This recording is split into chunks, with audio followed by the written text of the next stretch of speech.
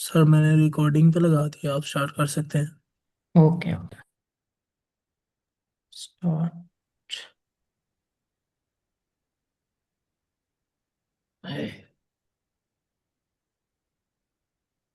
अच्छा, मेरी screen visible है। Yes it's visible.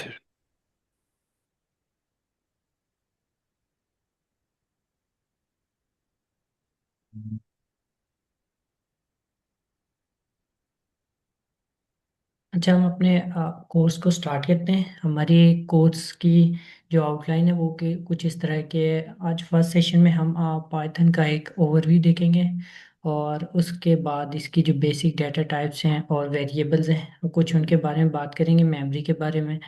और इस तरह जो है ना, हम बिगनर से एडवांस की तरफ डे बाई डे एक सेशन जो है ना मूव करेंगे। तो सबसे हम्म,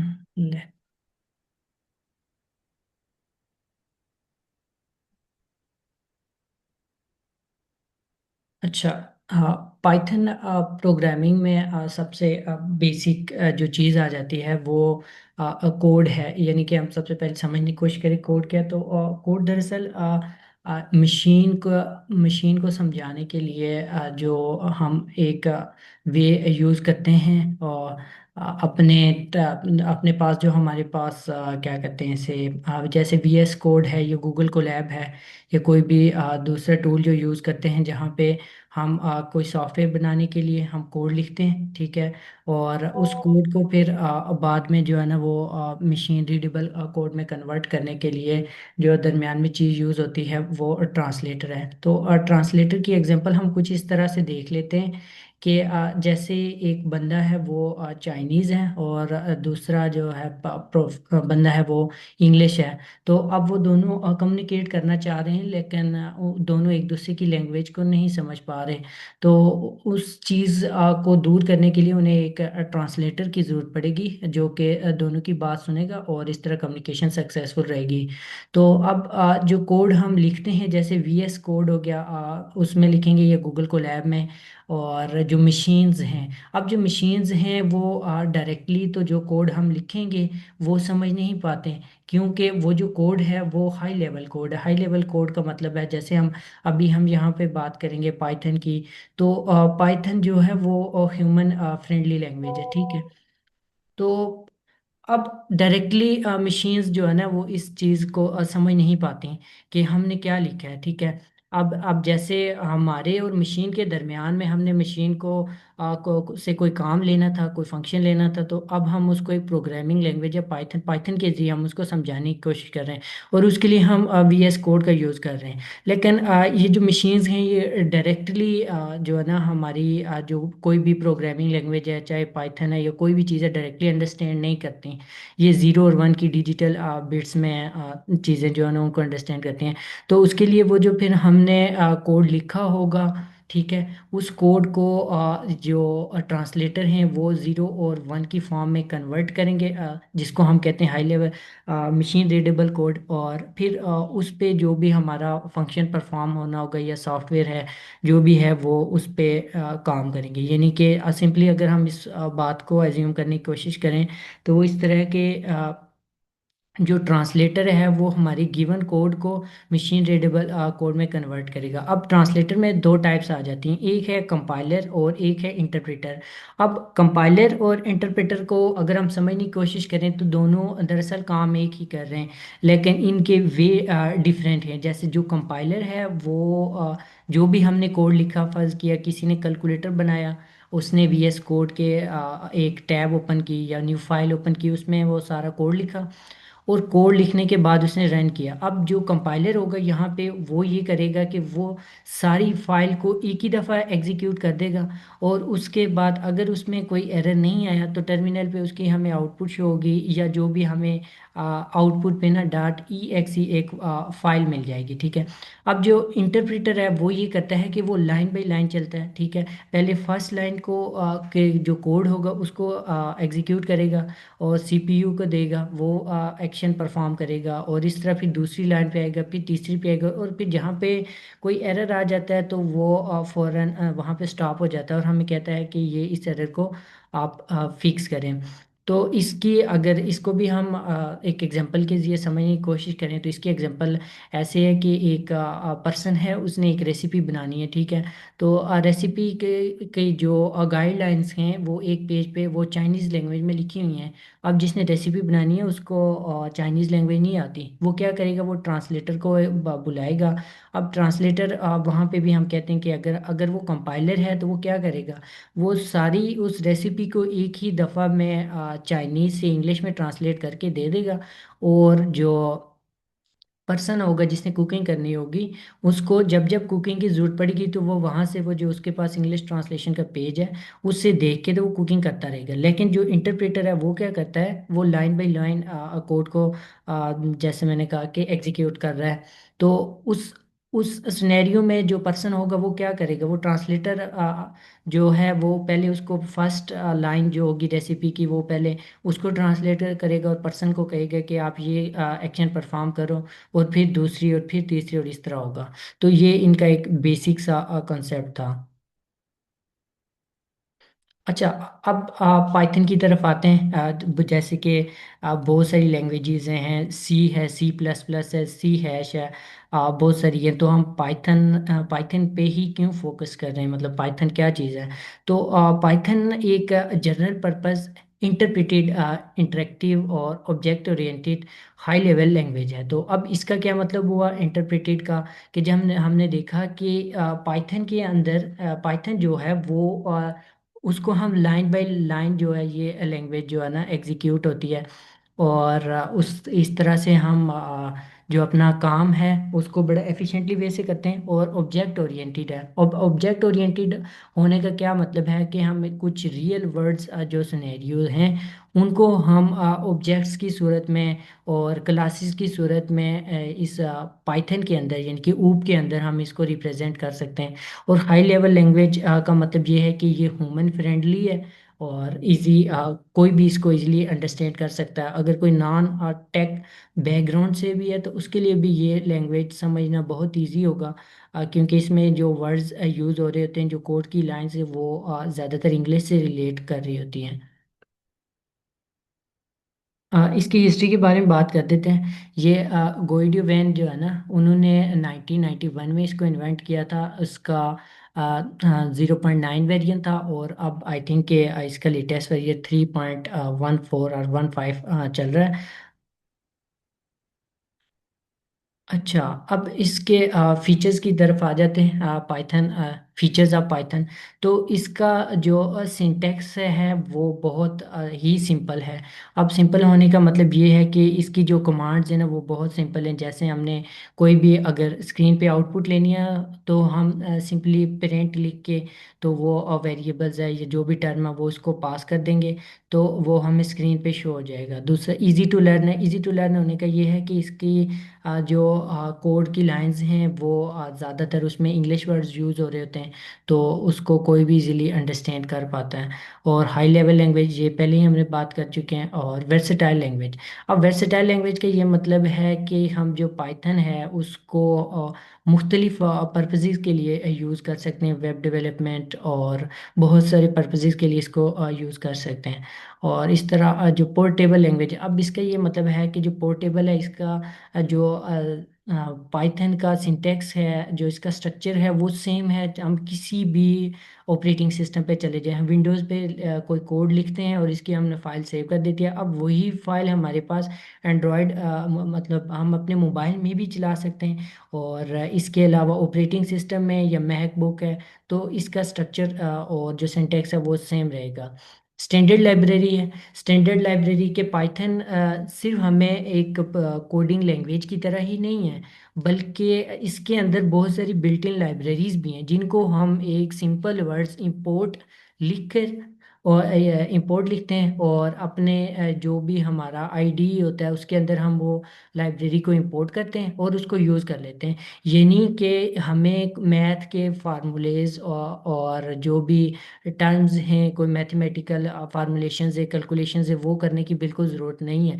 बल्कि हम इसकी लाइब्रेरी को इंपोर्ट करते हैं और उसको बता देते हैं कि हमने इसका फर्स्ट के स्क्वायर रूट फाइंड करना है, तो हम एक टर्म लिख दे रहे हैं मैथ इंपोर्ट करके, तो वो समझ जाएगा कि यहाँ पे कोई मैथमेटिकल फंक्शन परफॉर्म होना है।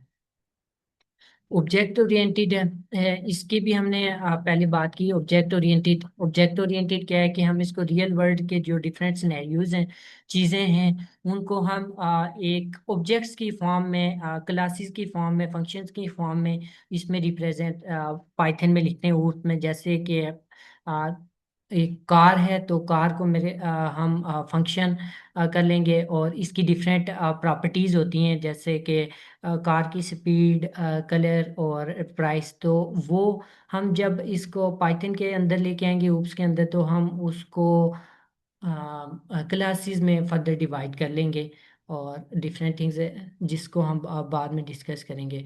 ओपन सोर्स है और फ्री है। ओपन सोर्स और फ्री का मतलब ये है कि इसको हम यूज़ कर सकते हैं, और अगर कोई इसमें मॉडिफिकेशन करना चाहे या अपने किसी भी पर्पस के लिए इसके सिंटैक्स में जो फिक्स डिफाइंड रूल्स हैं उनके अंदर रहते रहते इसमें कोई इम्प्रूवमेंट लाना चाहे, तो वो भी इसमें अलाउ है।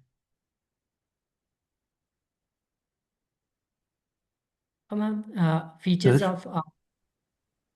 सर मैं पूछ रहा कि आपकी ये फुल स्क्रीन नहीं हुई हुई है, अगर वो हो जाए तो क्लियर हो जाए, क्योंकि अब टेक्स्ट ज़रा छोटा हो गया। अच्छा, सही से।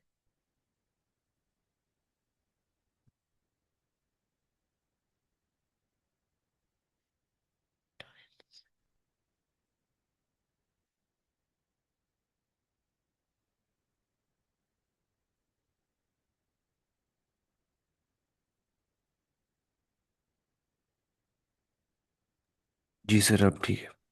Thank you. अब ठीक है।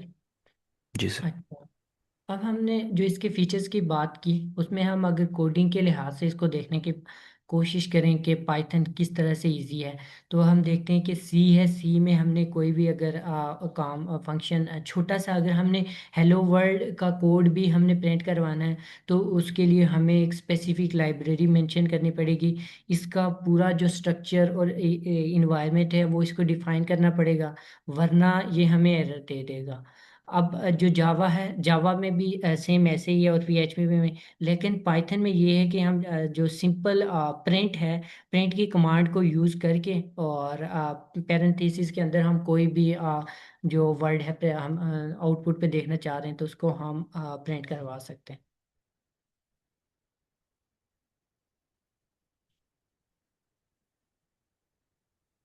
हम्म, अच्छा, इसके बाद आ जाता है एप्लीकेशंस ऑफ पाइथन। अच्छा, पाइथन को अगर किसी ने भी एडवांस सॉफ्टवेयर इंजीनियर या सीएस की फील्ड की तरफ, या कहीं भी कोई किसी भी फील्ड से है, लेकिन वो लेटेस्ट टेक्नोलॉजीज को, जैसे कि हम कहते हैं कि एआई को कोई सीखना चाह रहा है, एआई को इम्प्लीमेंट करना चाह रहा है, मशीन लर्निंग के मॉडल्स अप्लाई करना चाह रहा है, तो उसके जो फर्स्ट टर्म होगा, उसका जो फर्स्ट स्टेप होगा, वो उसको पाइथन सीखनी पड़ेगी, या एटलीस्ट पाइथन का जो एक डिफाइंड स्ट्रक्चर है उससे उसको अम, एक दफ़ा गो थ्रू करना पड़ेगा। तो पाइथन को मशीन लर्निंग के अंदर हम डिफरेंट जो मॉडल्स हैं वो अप्लाई करके देख सकते हैं। वहाँ पे भी जो पाइथन यूज़ होती है, जैसे हम कहते हैं पाईटार्च है, या टेंसर फ्लो लाइट है, या डिफरेंट टर्म्स हैं मशीन लर्निंग के अंदर, या इसके डिफाइंड मॉडल्स हैं, योलो है, या बहुत सारे मॉडल्स हैं। तो वहाँ पे भी जब हम उनको इम्प्लीमेंट करते हैं, तो उसके लिए हमें जो आईडी हम यूज़ करते हैं, कोई भी आईडी है, जैसे कौन सा के डिफरेंट माइक्रो कंट्रोलर्स के आईडी हैं, तो अगर हमने वो यूज़ कर रहे हैं, तो वहाँ पे भी जो हमने उनको कोई इंस्ट्रक्शंस देनी होगी, तो उसके लिए हमें यही पाइथन यूज़ करनी पड़ेगी। इस तरह आईओटी आ जाता है।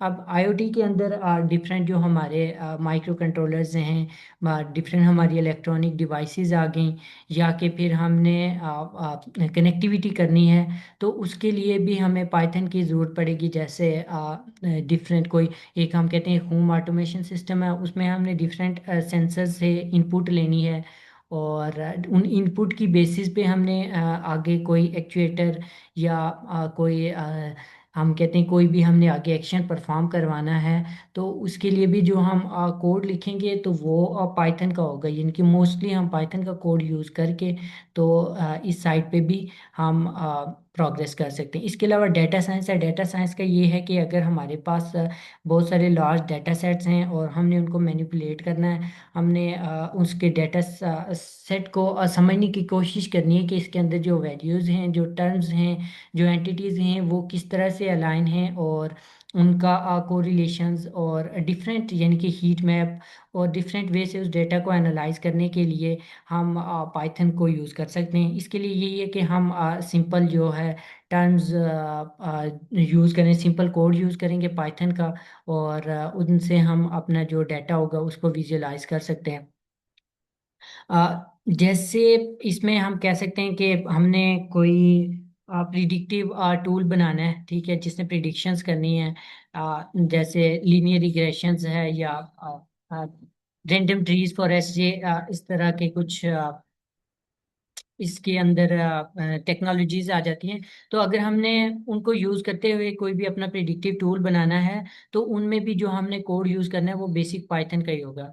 इसके अलावा जो वेब डेवलपमेंट है, वेब डेवलपमेंट में भी डेफिनेटली बात है पाइथन यूज़ होती है। जैसे डीजेंगो और बहुत सारे फेमस फ्रेमवर्क हैं, तो उनमें हम पाइथन को यूज़ कर सकते हैं। इसके अलावा गेम डेवलपमेंट में भी हम इसको यूज़ कर सकते हैं, क्योंकि ये इजी टू अंडरस्टैंड है, और इसको हम गेम डेवलपमेंट के लिए यूज़ कर सकते हैं।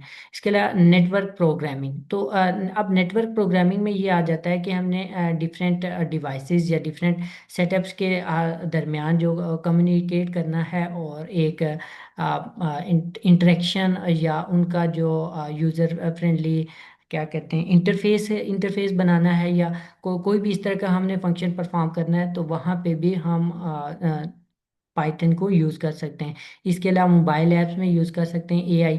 अब एआई में जैसे कंप्यूटर विजन है, या कि फिर और इसके मज़ीद जो एडवांस टर्म्स हैं, उनको हम अगर देख सीखने की कोशिश करें, तो जो हमें फर्स्ट जो थिंग नज़र आएगी जुपिटर नोटबुक में, तो वो पाइथन का कोड ही होगा। हम पाइथन को यूज़ कर रहे होंगे और आर्टिफिशियल इंटेलिजेंस के जो मॉडल हैं वो अप्लाई कर रहे होंगे। जैसे हमने मशीन लर्निंग में बात किया, योलो है, या जिस तरह के इस तरह जो आर्टिफिशियल इंटेलिजेंस की भी जो टर्म्स हैं या डिफरेंट बैकग्राउंड से थिंग्स हैं, उनको हमने एआई के थ्रू इम्प्लीमेंट करना है, तो वो पाइथन को हम डेफिनेटली बात है यूज़ कर सकते हैं। और बाकी बिजनेस एप्लीकेशंस हैं, किसी ने मतलब अपने लिए कोई ऑटोमेशन टूल बनाना है, या कि फिर लीड्स के लिए या किसी भी काम के लिए, तो वो सिंपली पाइथन को यूज़ करके तो अपने काम को ऑटोमेट कर सकते हैं।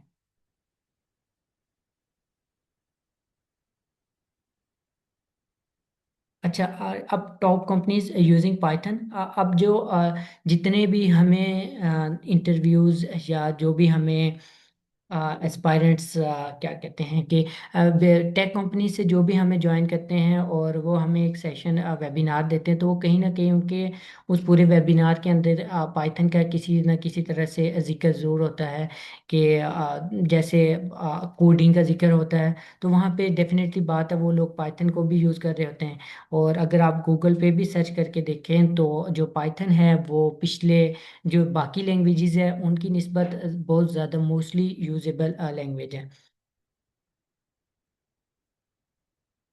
अब हमने पाइथन को डेफिनेटली बात है इसको सीखने के लिए हम इसको नोटबुक पे तो नहीं लिख सकते ना। इसको समझने के लिए हमें इसको किसी भी आईडी पे लिखना होगा कोड को, और अंडरस्टैंड करने के लिए कोई भी फंक्शन है, तो इसके लिए बहुत सारे आईडीज यूज़ होते हैं। जैसे पाईचार्म है, विजुअल स्टूडियो है, जो कि बहुत ज़्यादा लोग यूज़ करते हैं, जुपिटर नोटबुक है। एआई जिनने एआई के मॉडल इंप्लीमेंट करने होते हैं, या एआई की केसेस में ज़्यादातर उनका जुपिटर जुपिटर नोटबुक को यूज़ करते हैं। स्पाइडर है, गूगल कोलैब है। तो हम अपने इस कोर्स में जो दो आईडीज यूज़ करेंगे वो वीएस कोड होगा और गूगल कोलैब होगा।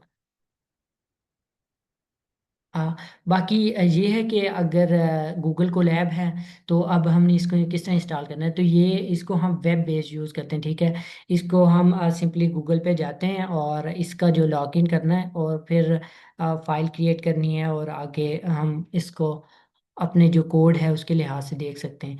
और बाकी वीएस कोड है, वीएस कोड को भी किस तरह इंस्टॉल करना है, अगर वो बाकी बताएंगे इसको इंस्टॉल करना चाहिए या कि फिर सबको पता है इंस्टॉल करना।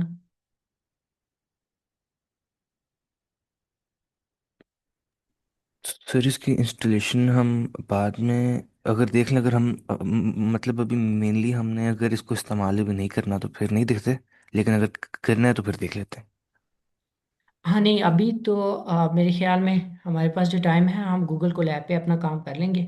तो बाकी ये बस इसको भी ठीक। इंस्टॉल करना है, इसका भी इसकी इंस्टॉलेशन है। इंस्टॉलेशन फिर बाद में देख लेंगे सर। हाँ, इसकी इंस्टॉलेशन हम बाद में देख लेते हैं। इसी तरह पाइथन है, पाइथन को भी इंस्टॉल करने का मेरे जो लैपटॉप है उसमें तो पहले से इंस्टॉल है, लेकिन इसको इंस्टॉल करने का सिंपल मेथड, आपने गूगल पे जाना है, ठीक है, और ये पाइथन की जो ऑफिशियल वेबसाइट दी हुई है इस पे आपने जाना है, और जो लेटेस्ट वेरिएंट होगा आप वो इंस्टॉल कर लें, या उससे एक कम वेरिएंट इंस्टॉल कर लें जो स्टेबल होगा। और इंस्टॉलेशन में जो सबसे इम्पोर्टेंट टर्म हमें याद रखनी है वो होता है एट पाइथन टू पाथ, यानी कि हमने जब इंस्टॉल करना है किसी भी सॉफ्टवेयर को, पाइथन है, वीएस कोड है, तो हमने उसको अपने जो इन्वायरमेंट होता है ना, पाथ होता है, उसको उसमें ज़रूर ऐड करना होता है। अब इस ऐड पाइथन टू पाथ का इसका मतलब ये है कि हमारे जो सिस्टम होता है उसके अंदर कुछ इन्वायरमेंट वेरिएबल्स होते हैं। अगर हम उसको पाइथन को किसी भी सॉफ्टवेयर को, टूल को उस अपने पाथ के अंदर ऐड कर देते हैं, तो जब भी हम सिस्टम पे कहीं भी कोई फंक्शन परफॉर्म करते हैं और हम जस्ट उसका नाम लिखते हैं, तो वो सिस्टम समझ जाता है कि ये फाइल जो है वो इस फाइल की बात हो रही है और ये विंडो के इस फोल्डर के अंदर पड़ा होता है। अगर हम इसका पाइथन को ऐड टू पाथ नहीं करते हैं, फिर भी हम पाइथन को यूज़ कर सकते हैं, लेकिन उसके लिए हमें हर दफ़ा अपने आईडी को बताना पड़ेगा कि मेरा जो पाइथन है वो मेरे डाउनलोड फोल्डर में इंस्टॉल हुआ पड़ा है। तो उसको हम एड्रेस देंगे सी यूज़र डाउनलोड इस तरह। तो इन चीज़ों से बचने के लिए हम इसको direct add python to path कर देते हैं ताकि ये एक्सेसिबल हो। और यही स्टेप वीएस कोड के लिए भी हैं, ये जब आगे हम इंस्टॉल करेंगे तो देख लेंगे। और बाकी ये जो कोर्स है इसके अंदर हमने, क्योंकि ज़्यादातर अब कोडिंग पे बात होगी, अब इसकी जो बैकग्राउंड था, ये जो ओवरव्यू था, जो जनरल नॉन टेक या टेक बैकग्राउंड वालों को तो पता है, तो उनके लिए भी जो बेसिक चीज़ें थी वो जो समझना ज़रूरी थी, या जो उनको पता होना चाहिए था, तो वो तकरीबन बता दिए हैं। अगर फिर भी किसी को कोई बात समझ ना आए तो आप बिल्कुल बगैर हेजिटेट के आप पूछ सकते हैं। अब हम इसके ना कुछ कोड देख लेते हैं।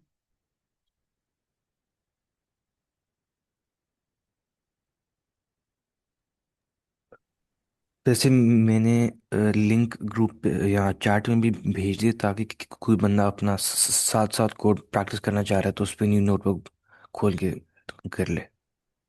जी जी बिल्कुल।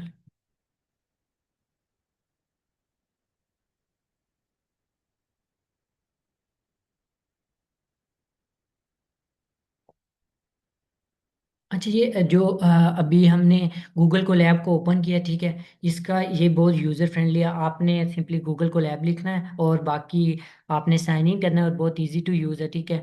और यहाँ पे हम फर्स्ट क्या, हम अपना जो पहला कोड है, कोई भी लैंग्वेज है, आप कोई भी कोड स्टार्ट के देख लें, किसी भी लैंग्वेज को स्टार्ट करने से पहले उसका जो सबसे पहले कोई भी जो लर्नर होता है वो जो कोड प्रिंट करते हैं वो है हेलो वर्ल्ड का।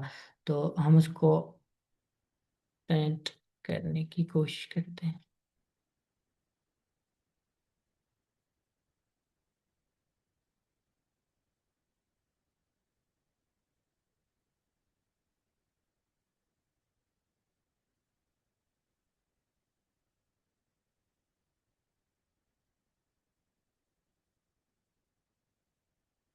सर ये प्रिंट का पी आपने मेरे ख्याल से कैपिटल किया हुआ नहीं, मेरे ख्याल में एक कॉमास की मिस्टेक है, आई थिंक।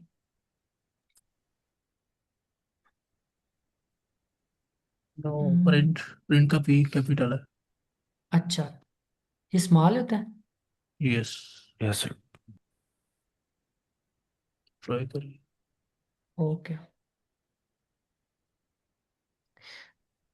अच्छा, तो अब हमने ये जो पहला कोड था वो इसको प्रिंट कर लिया है। अब इसके बाद हम यहाँ पे जो चीज़ देखेंगे वो ये है कि इसके जो डाटा टाइप्स हैं हम उनको और वेरिएबल्स को देखते हैं। तो मैं यहाँ पे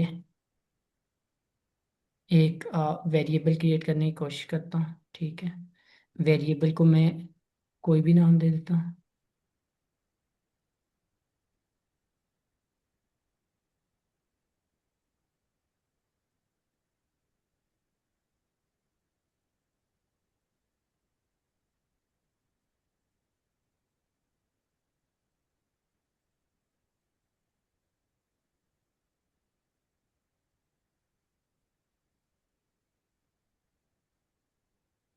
आई थिंक मैं कोई मिस्टेक ना कर रहा।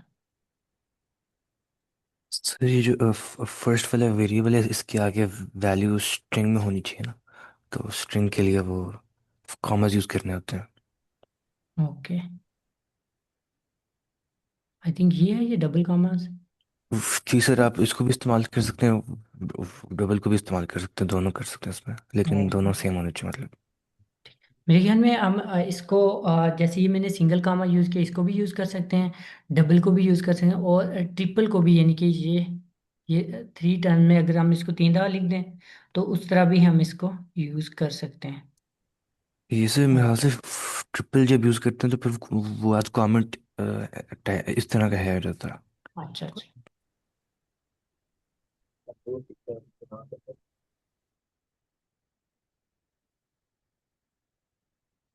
CGP।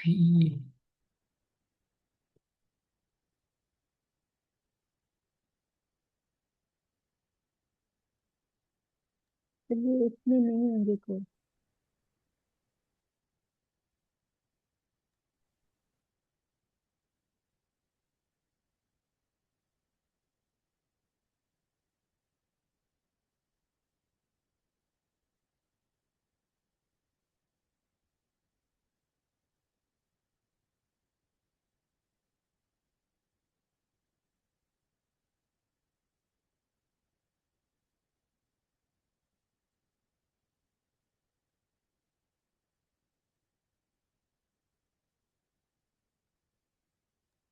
सर जो आपने ये एज और सीजीपी वेरिएबल्स बनाए हैं इसमें ये सिंगल कोट नहीं पर होंगे। आपने टाइप का जो टी है ना फिर कैपिटल लिखा है, इसका भी टी स्मॉल होना चाहिए।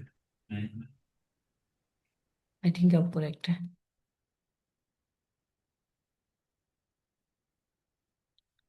अच्छा, तो इसमें हमने जो सबसे पहले डेटा टाइप है उसको जो हमने देखा है तो वो स्ट्रिंग है। अब यानी इसके डेटा टाइप भी डिफरेंट हो सकते हैं। जैसे स्ट्रिंग है, स्ट्रिंग में हम कह सकते हैं कि कोई हमारी लेटर्स हो सकते हैं A to Z, ठीक है। और कोई हमारी सेंटेंसेस हैं या इस तरह, ये हमारे स्ट्रिंग में आता है। इसके बाद हमारे पास जो दूसरा डेटा टाइप है वो इसका नाम डेटा टाइप है, जिसमें हमारे पास नंबर्स हो सकते हैं। इसके अलावा अगर हमने कोई डेसिमल्स नंबर यूज़ करने हैं तो वो हमारा फ्लोटिंग जो डेटा टाइप्स है वो फ्लोटिंग में आ जाएगा। इसके अलावा बुलियन है, और I think none data type भी होता है जिसमें कुछ भी आउटपुट पे हम इस। सर आप अभी इनकी भी टाइप्स, हाँ ऐसे इनकी एज और सीजीबी के भी दिखा देना अभी हाँ सबकी सेम होएगी। जी जी, हम पहले एक एक को करके देख लें, फिर इनको इकट्ठे प्रिंट करवा लेंगे। इसकी स्ट्रिंग में आ गए नंबर्स है, सॉरी, मेरे ख्याल में जी सर, स्ट्रिंग के ये लिए कॉमास अगर यूज़ करें तो अंदर जो मर्जी लिखा हो स्ट्रिंग बन जाता है। हाँ स्ट्रिंग में आ जाता है ये मेरे ख्याल में। ठीक है, ये इंट में आ गया, इंटीजर आ गया, और ये भी आई थिंक फ्लोटिंग, इसके लिए भी कामा यूज नहीं करने होंगे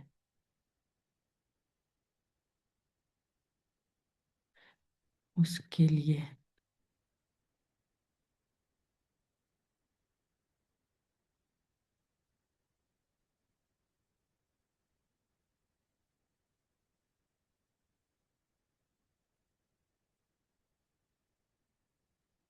हाँ, तो ये हमने देखा।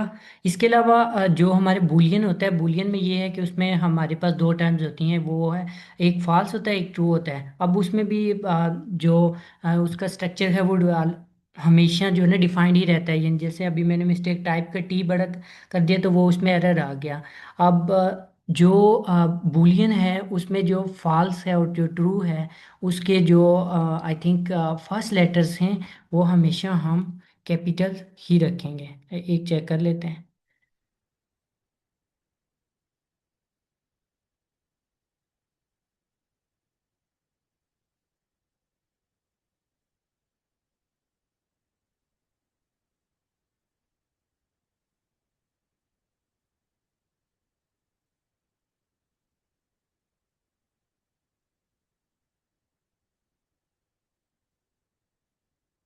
ये आई थिंक हमारे पास ये ठीक है। ये हमारे पास बूलियन आ गया। तो ये इसके डिफरेंट टाइप्स हो गई डाटा की। इसके अलावा जो वेरिएबल्स हैं जैसे ये यहाँ पे मैंने लिखे नेम हो गया, एज हो गया, सीजीपी हो गया। अब जैसे हम इसको अगर मैथमेटिकल टर्म में समझने की कोशिश करें तो हम जब मैथ में अलजबरा हमने पढ़ा था तो वहाँ पे डिफरेंट टर्म्स हमारे यूज़ करते थे जैसे एक्स हो गया, वाई हो गया, जेड हो गया। तो इन जो वेरिएबल्स होते हैं इनके जो नाम होते हैं हमने रखने होते हैं वो भी हमने बड़े एहतियात से रखने होते हैं कि हमारा जो वेरिएबल है उसका कोई नाम बहुत ज़्यादा बड़ा ना हो।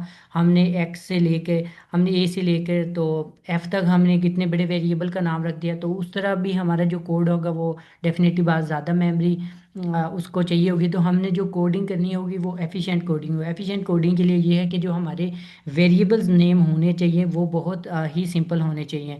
अब इसमें जैसे हम मैथ में कहते थे कि हमारे पास एक स्केयर एज्यूम करते थे और वो फिर हम उसकी टर्म्स डिफाइन करते थे एक्स और वाई और उसको हम एरिया निकालते थे तो हम कहते थे एक्स इंटू एक्स।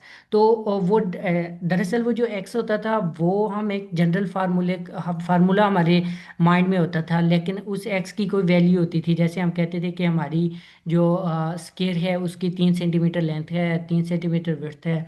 तो अब जो हम वो एक्स और वाई और जी वो जो टर्में यूज़ करते थे वो दरअसल हमारे पास वेरिएबल्स होता था। मतलब वेरिएबल का मतलब ये है कि इसके अंदर जो वैल्यू है वो कभी भी फिक्स नहीं होगी। वेरिएबल के अंदर जो वैल्यू है वो चेंज होती रहेगी।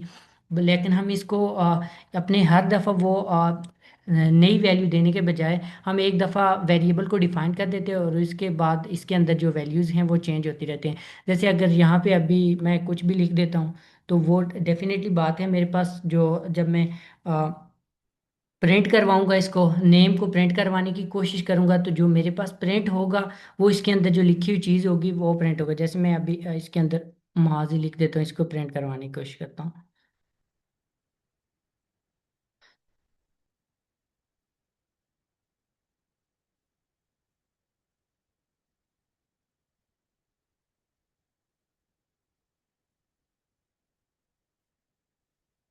अब ये मेरे पास क्या प्रिंट हो गया, मास प्रिंट हो गया। अब दरअसल ये जो हमारा वेरिएबल था हमने इस वेरिएबल को डिफाइन किया हुआ था। इसके अंदर जो वैल्यू थी वो हमने जो भी इसके अंदर हमारे कोड के लिहाज से वैल्यू चेंज होती रहेगी हम इसको कोड रखेंगे और आउटपुट पे हमें इस तरह के जो आउटपुट हमारी वो मिल जाएगी। और इस तरह बाकी जो इनकी जो डेटा टाइप्स हैं वो उनको हमने प्रिंट करवाना भी सीख लिया आज के लिए कि प्रिंट करवाने के लिए हम क्या यूज़ करते हैं। हम ये टाइप है। अब ये जो टाइप्स है ये डिफरेंट वर्ड हैं जैसे प्रिंट है, टाइप है और आगे डेफ है और बहुत सारी हम टर्म्स यूज़ करेंगे।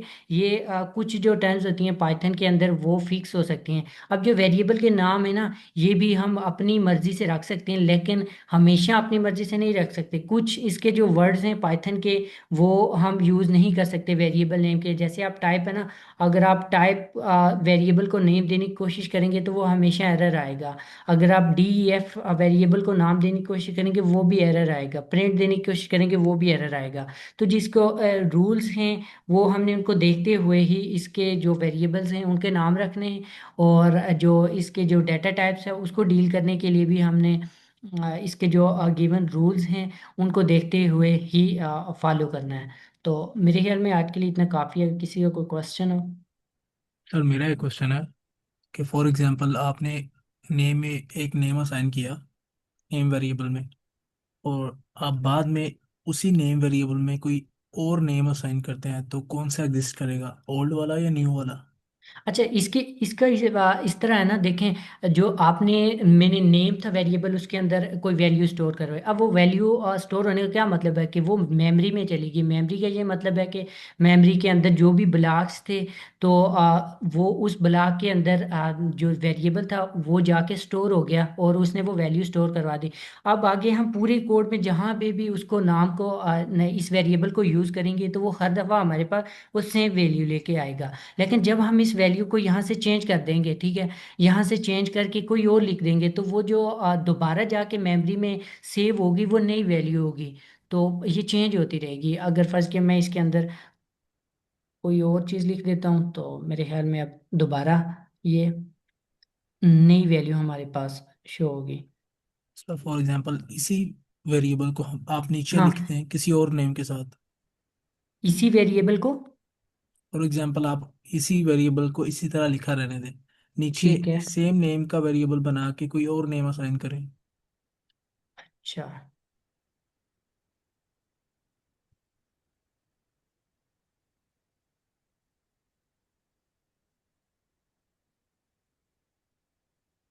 नहीं, यहाँ पे तो जब हम यस, ट्राई इसको करें एक दफ़ा।